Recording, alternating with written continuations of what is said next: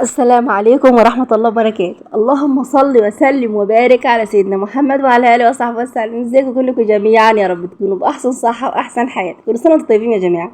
احنا هنعمل الكحك البلدي، الكحك البلدي الفلاحي أو الكحك البلدي بتاع زمان وأيام زمان كده. هنعمل إن شاء الله النهاردة. طبعا أنا عملت معاكم برضو كتير قبل كده على القناة، في ناس كتيرة بتحب جدا جدا بتحب يعني طريقة الكحك دي. طريقتها سهلة جدا، طريقة يعني احنا اتعلمناها كده من امهاتنا وجداتنا، يعني شوفوا طريقة حلوة وطريقة سهلة. والكحك ده حاجة اساسية في البيت. طبعا النهاردة الفيديو هيكون ممتع. احنا هيكون معانا ضيوف كده في القناة، هتظهر معاكم كده لأول مرة اختي واولادها هيظهروا معاكم كده لأول مرة في القناة. طبعا هي هتيجي تساعدني في الكحك النهاردة. طبعا الجو حر وطبعا انا كنت بصوا يعني انا لو عملت الكحك ده لوحدي دي كده انا كنت تعبت جدا جدا جدا والله. فطبعا زي ما انتم عارفين انا طبعا معيش بنات ولا حاجه وما فيش حد بيساعدني. فهي طبعا جات لا انا هاجي اساعدكي، مع ان هي كانت عامله بسكوت اليوم اللي قبليه والله انا ما روحتش ولا حاجه. هي قالت لا احنا هنعمل احنا مع نفسنا كده، لان هي برضه هي كمان هي معاها بنت واحده بصوا يعني يعتبر كمان هي زي ما فيش حد بيساعدها.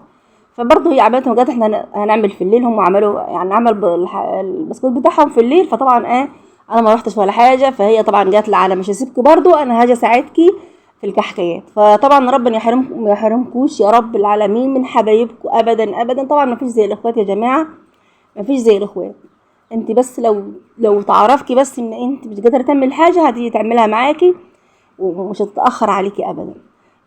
فبص بقى طبعا انت عارفين طريقه الكحك دي هحكي لكم عليها برضه دلوقتي. بس اهم حاجه بقى قبل كل حاجه قبل ما ننسى كده، يلا صلوا على النبي وما تنسيوش اختكم محمد بالاعجاب، واللي بيشوف قناتنا لاول مره يشتركنا فيها ويفعل الجرس ويضغط على كلمه الكل علشان اي جديد احنا ننزله يوصل على طول. احنا قناتنا قناه ريفيه ومحتوانا ريفي. اي حاجه بنقدمها في قناتنا فهي ريفيه، بتتكلم عن حياة أهل الريف والتراث القديم وجداتنا ازاي كانوا عايشين وشغلوا مع الكانون والفرن الطين والحياة البسيطة الطبيعية، حياة أهل زمان اللي كلها رضا. فيلا بقى، ألف صلاة عليك يا حبيبي يا رسول الله. صلوا على النبي يا جماعة، صلوا على النبي. وتعالوا بقى كده خلينا نشوف الفيديو الممتع ده. فيديو جميل جدا جدا. طبعا طريقة الكحك سهلة جدا برضو.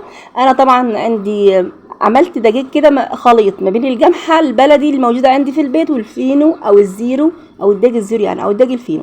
فبصوا عملت 4 كيلو دقيق فينو و4 كيلو دقيق قمح من البيت، يعني قمح من البيت على فينو النص بالنص بالظبط.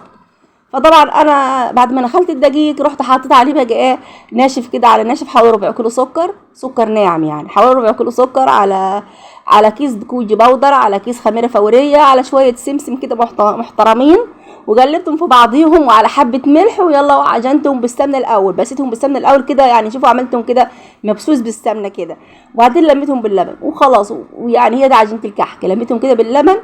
اللبن بقى عمل الاحتياج بصوا يعني حسب العجينه. تلاقي كل ما تلاقي العجينه عايزه احط لها لحد ما تحس ان هي ممكن تتشكل وبقت عجينه ناعمه وحلوه في ايديكي كده، وانت تعرفي تشكليها. ما تكونش يابسه عشان ما تتقطعش منكي، وما تكونش طريه عشان تعرفي تحركيها من مكانها، لان الكحكه دي بتتعمل كده وبعدين نشيلها تاني ونحطها على الصواني واحنا بنطيب. فتكون الكحكه العجينه معتدله يا جماعه، العجينه تكون معتدله كده وحلوه. فطبعا لميتهم بقى باللبن وما شاء الله ظبطوا حلوين وسبتهم اختبروا. وبعد ما اختمروا بقى طبعا في الوقت اللي انا كنت خلاص في المرحله الاخيره من العجين، كان بقى اختي كده جت يا ولادها.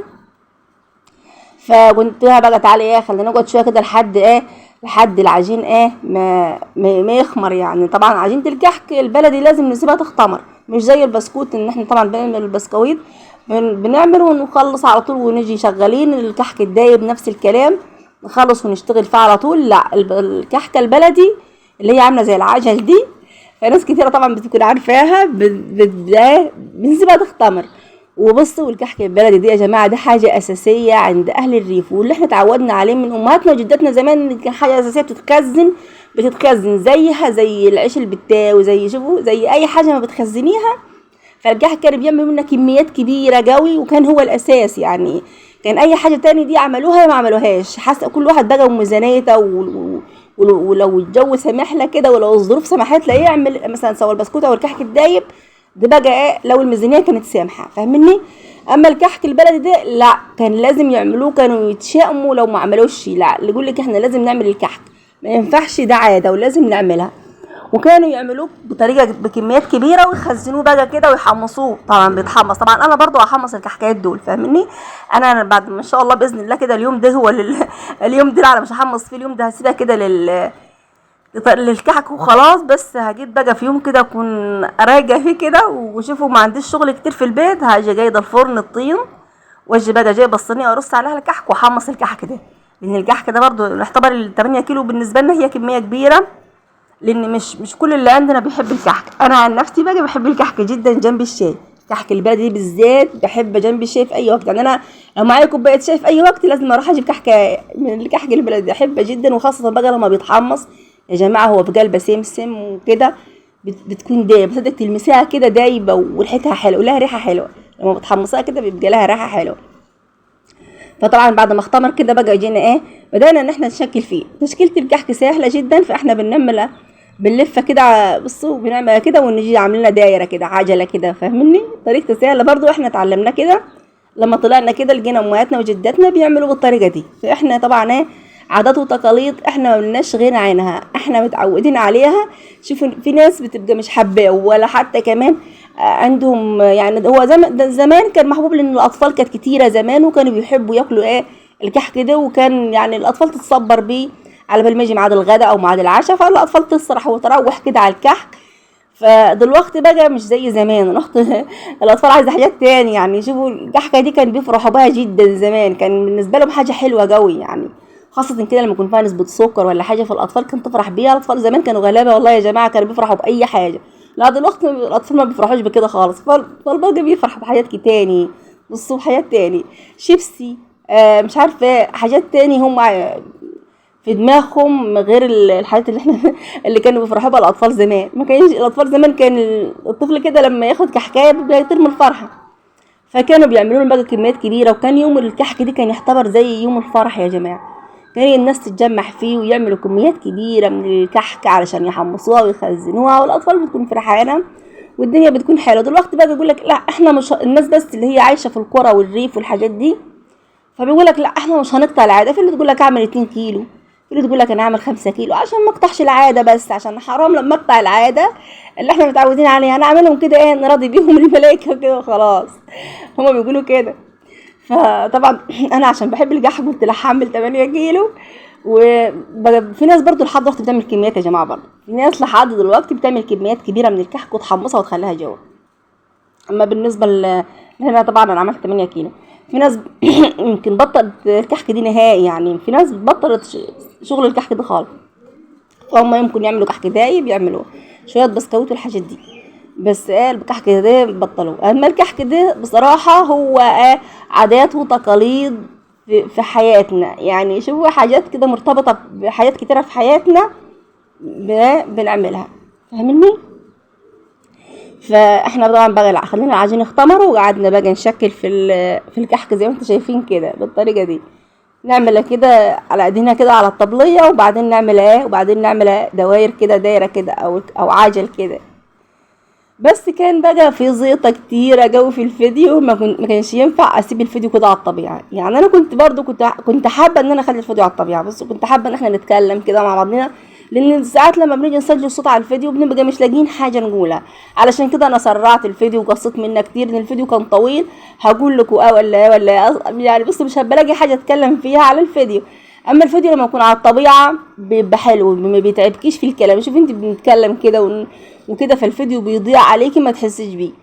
اما لما مش هينفع بقى لان كان في دج، يعني الاطفال يدقوا بعضهم مره، يعيطوا مره، يصوت كده، احنا نزعج لهم مره يعني بصوا كانت الدنيا خربانه الدنيا كانت بايظه. فقلت لا ولا ينفع على الطبيعه، وقلت ان كنا نتكلم انا واختي كده ونعمل فيديو على الطبيعه وحلو، بس من لقينا مش هينفع خالص. لقينا ان في وش وفي زعيق للاطفال ونزعج لهم وكده يعني، والدنيا ما كانتش مظبوطه. فقلت لا خلاص احنا رحت لاغيه الصوت خالص نهائيا، ورحت مخليه بقى قلت لا هتكلم عليه خلاص، وقصرت منه كتير، حشت منه حاجات كتيره. علشان انا طبعا حاطه التليفون على ستاند، ويعني التليفون لما يكون في ايد حد ممكن يعني يجي عند حاجه معينه ويقفل. مثلا عيل عيل زعل، هو عيل عيط بصوت عالي، حاجه حصلت، حد نادى، حد خبط، فالتليفون لما كنت في ايد حد بيصور بيكون احسن كتير من على الستاند. لا بقى لان هو بيجي عند المواقف دي وبيقفل بيوقف، اما هو على الستاند هو جايب كل حاجه بكل تفاصيلها. بقى اي حاجه تحصل بتبقى شغال اهو التصوير شغال وخلاص. فبيتعب بقى في المونتاج، اجي اعمل مونتاج اضطر بقى في حتت اقصها، في حتت اشيلها، في حتت مش عارفه ايه.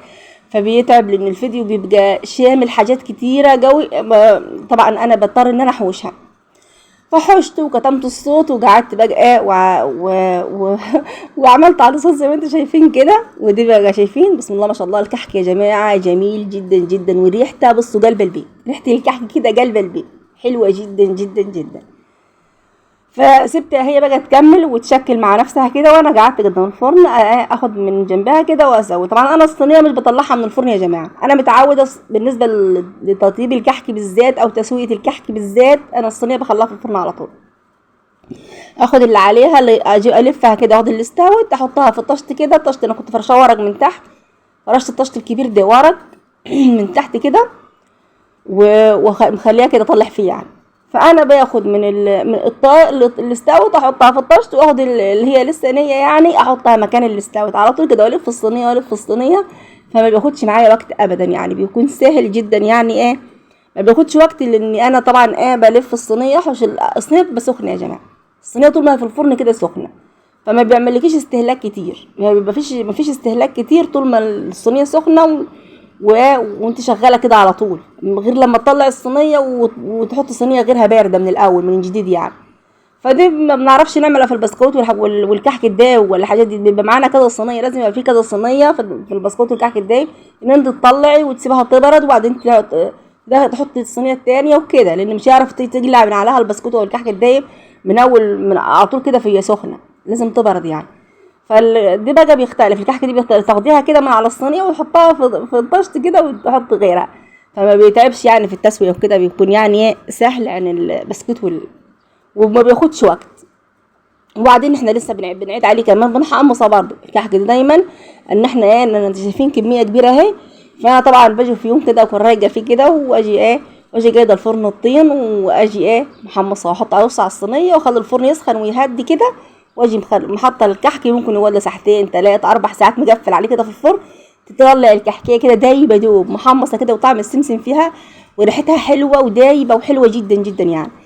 فطبعا هنحمص الكحك طبعا ان شاء الله برضو في الفرن بقى الطين، مش في الفرن ده ما ينفعش في ان انت تحمصي فيه، فرن الطين اللي انت بتجيبيه وتسيبيه يهدى وتحطي بقى فيه الحاجه الكحكه او عيش ارغف او اي حاجه انت عايزه تحمصيها، فبتحطها بقى براحتها مع نفسها بقى، حطها كده مع نفسها تاخد لها ساعتين 3. ممكن احط اخر النهار الكحك اخر النهار كده واخليه الصبح في الفرن طالما الفرن هادي وكده يعني، مش هيحرق الحاجه ولا اللي فيه ولا حاجه. هنا كنا خلصنا ودي كان اخر صينيه اللي في الفرن دي اهي، وكان بقى الكحكه بسم الله ما شايفين كميه الكحك دي من 8 كيلو، 4 كيلو قمحه من الدقيق القمح اللي في البيت و4 كيلو فينو، والكحك كان دايب وحلو جدا يا جماعه والله كان جميل جدا. فهنا كنت انا بطلع بقى في الصينيه الاخيره زي ما انتم شايفين كده، انا كنت بطلع في الصينيه الاخيره ودي بقى كانت كميه الكحك اللي احنا عملناها. بس يا رب يكون بقى فيديوهاتنا بتعجبكم، يكون المحتوى اللي احنا بنقدمها لكم بيعجبكم، وتكونوا دايما بتستمتعوا معانا، ونكون بتاخدوا معلومه حلوه مننا كده وتستفيدوا بيها. وكل سنه وانتم طيبين، وربنا يعود عليكم الايام بخير يا رب، اللهم امين يا رب العالمين. تعملوا كده كل حاجه تعملوها وانتم متهنيين ومبسوطين، اللهم امين يا رب العالمين.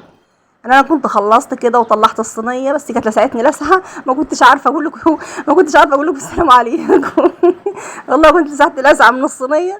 يلا بقى يا رب كل فيديو عجبكم يا جماعه، اترككم في رعايه الله والسلام عليكم ورحمه الله وبركاته، مع الف سلامه، مع السلامه.